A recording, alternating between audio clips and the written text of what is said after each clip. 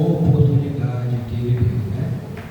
A vida é assim, é de oportunidade. Hoje é uma oportunidade nós estamos aqui.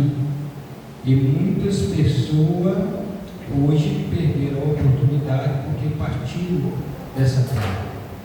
Abra sua Bíblia nessa noite, no livro de Marcos, no capítulo de número 10, no verso de número 46. Essa noite vamos encaixar a esmelêutica, a exegésica, a espinha dorsal do texto, que vai ser base para a coluna daquilo que a gente quer nessa noite aplicar para os nossos corações.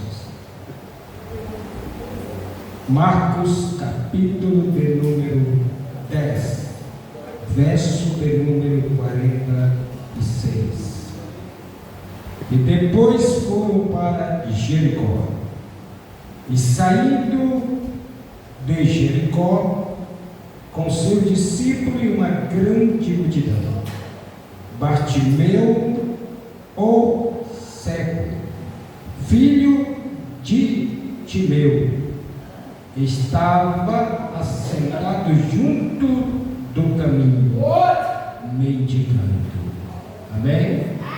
Agora senta, aplaudindo Jesus. Glória a Deus.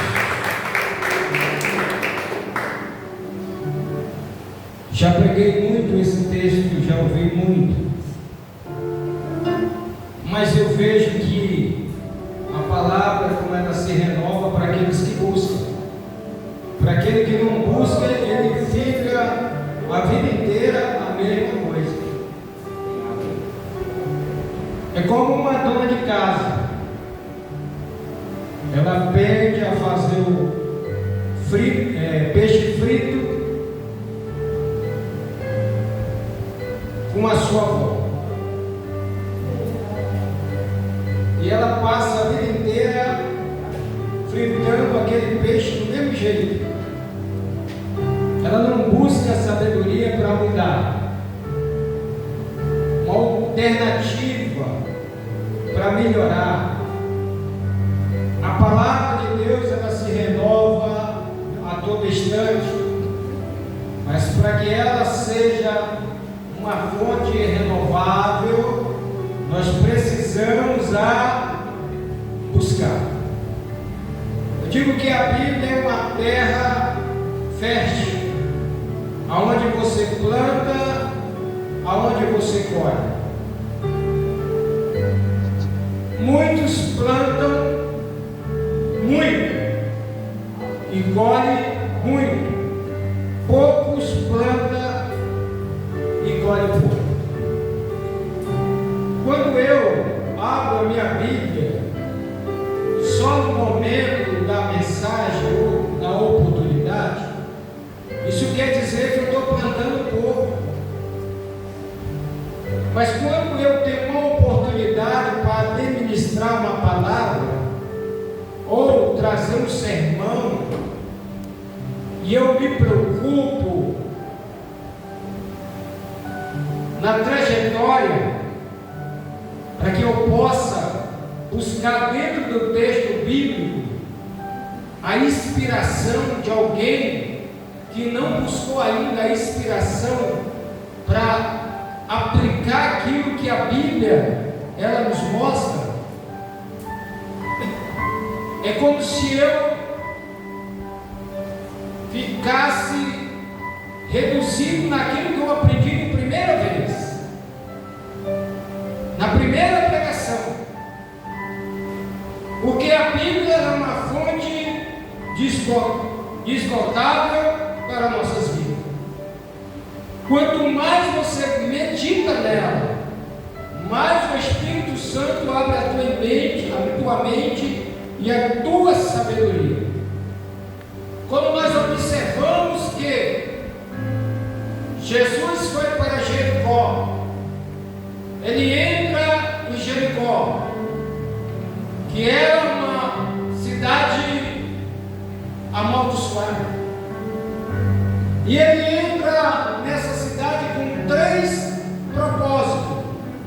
O primeiro propósito de Jesus nessa cidade era quebrar a maldição que existia sobre essa cidade. Quando Jesus entra na nossa vida, ele entra com esse propósito de quebrar as maldições que são lançadas sobre as nossas vidas. Porque quando as maldições são quebradas sobre as nossas vidas, tudo acontece da maneira que Deus almeja para nossas vidas. Segundo propósito de Jesus na cidade de Jericó era libertar um homem rico, um homem que tinha muitas posses. Pastor, por que Jesus vai para essa cidade para libertar esse homem rico? É porque este homem rico acendeu dentro do seu coração a vontade de conhecer Jesus. E quando alguém tem o desejo no coração de conhecer Jesus, não tem barreira que possa parar o agir de Deus na nossa vida. Não, pastor, esse homem tinha barreira para ele, mas para Jesus não. Quando esse homem ouviu que Jesus estava entrando em Jericó, o nome de Zaqueu, que era rico, publicano, chefe da alfândega ou da Receita Federal, ele sentiu o desejo de ver Jesus. E ele vem, ele sai da sua casa, ele sai do comodismo, ele deixa a sua vida regrada, porque ele era rico, para conhecer Jesus. E ele já encontrou alguns obstáculos na sua vida. Primeiro, uma multidão que o conhecia como um homem, vamos se dizer, impiedoso, porque ele cobrava impostos. Mas essa multidão não foi capaz de parar o Zaqueu. A segunda barreira que eu vejo, ou a dificuldade, que a Bíblia diz que ele era pequena estatura. Uma barreira para ele. E essa barreira de pequena estatura está até hoje no meio do povo. Eu sou pequeno, eu não tenho conhecimento, então eu não posso passar da onde eu estou, porque tem barreira. A barreira me impede, porque eu sou pequeno, porque eu tenho uma classe social abaixo da média. Mas ele vai determinado, e quem está determinado alcança os seus objetivos. Como ele era de pequena estatura, ele subiu na figueira para ver Jesus. E é o único relato que eu vejo que Jesus olha para um pecador acima dele. É o único relato que eu vejo que foi a única vez que Jesus olha para um pecador acima dele. Porque quando Zaqueu subiu na figueira, ele ficou acima da estatura de Jesus.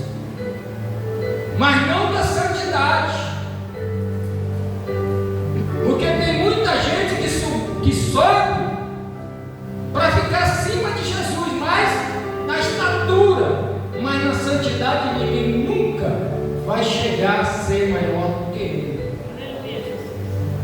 E outra situação que me chama a atenção, que Jesus conhecia o nome dele.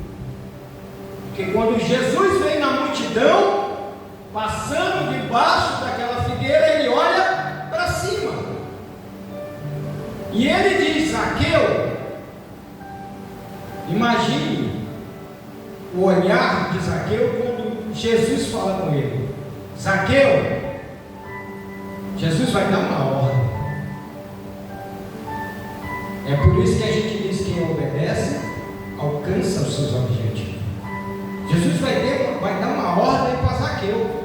Era o homem mais rico da cidade. A multidão estava lá, os amigos estavam lá, os vizinhos, quem conhecia ele estava lá, quem falava mal. Ele vai dizer: Zaqueu, desce depressa. Sabe o que é uma pessoa descer depressa? Ele não olha para onde ele vai pisar, ele vem com tudo. Porque hoje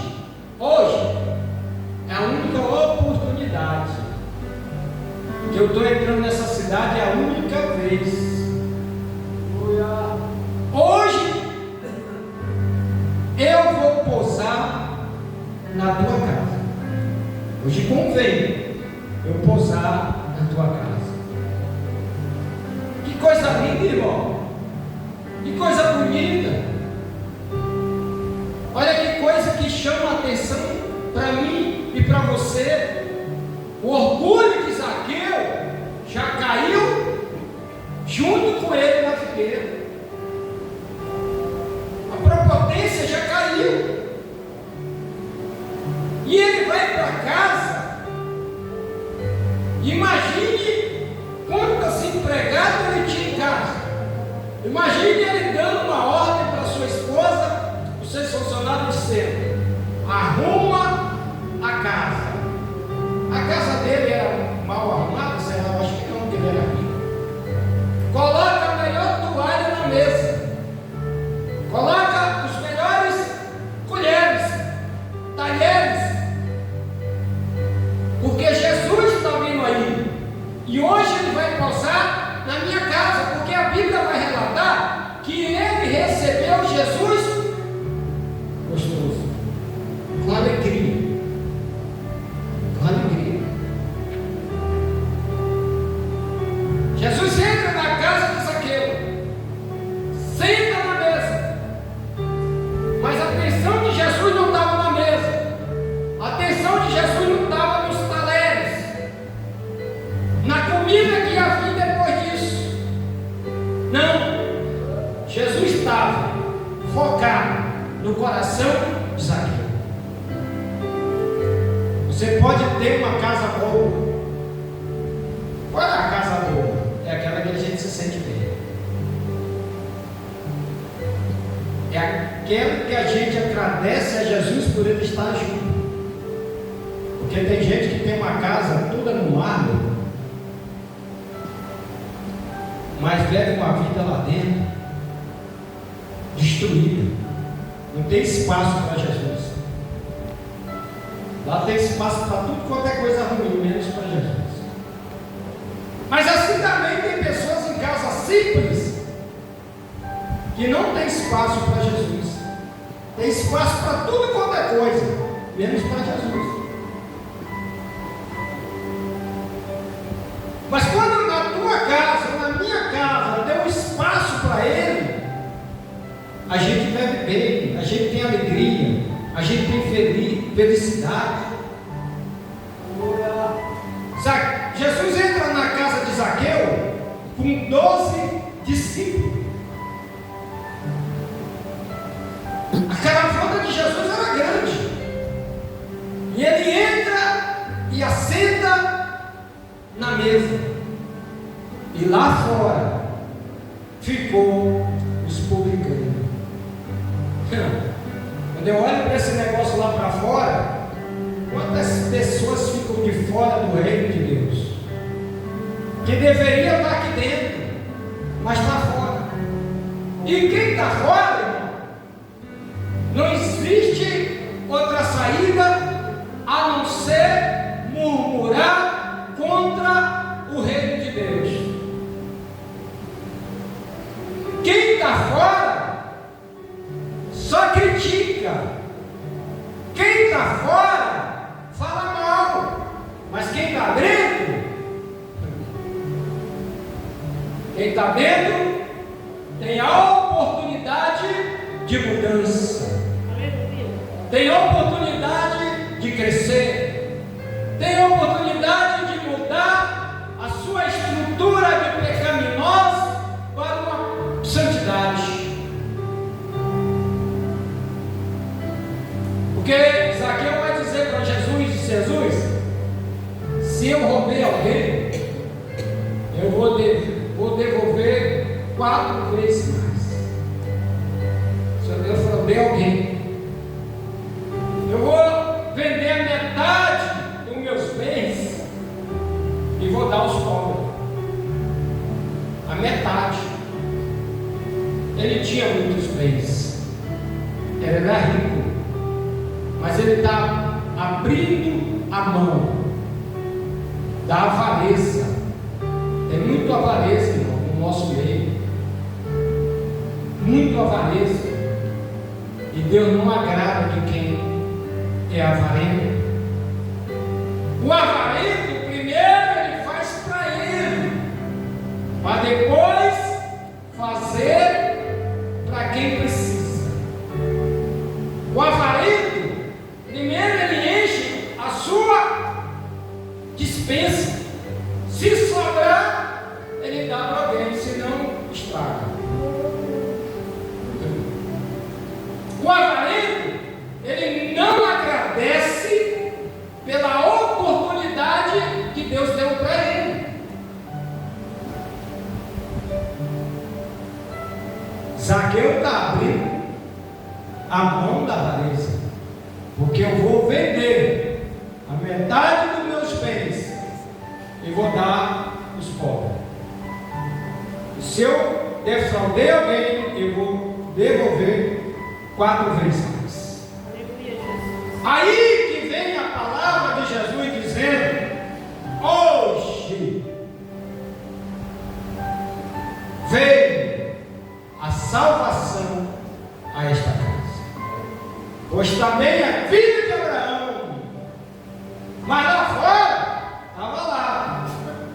Quem é esse Jesus que entra para ser hóspede de um homem pecador? Quem é? Esse é Jesus. Interessante. Aí, ó, Zaqueu é pecador, Zaqueu é fraudador. Sabe o que é isso, irmãos? É quem está de fora. Quem está de fora só critica, só murmura, só aponta. Quem está fazendo a obra de Deus, ele não tem tempo para pensar nessas coisas. A visão dele é dele. A visão dele é nas promessas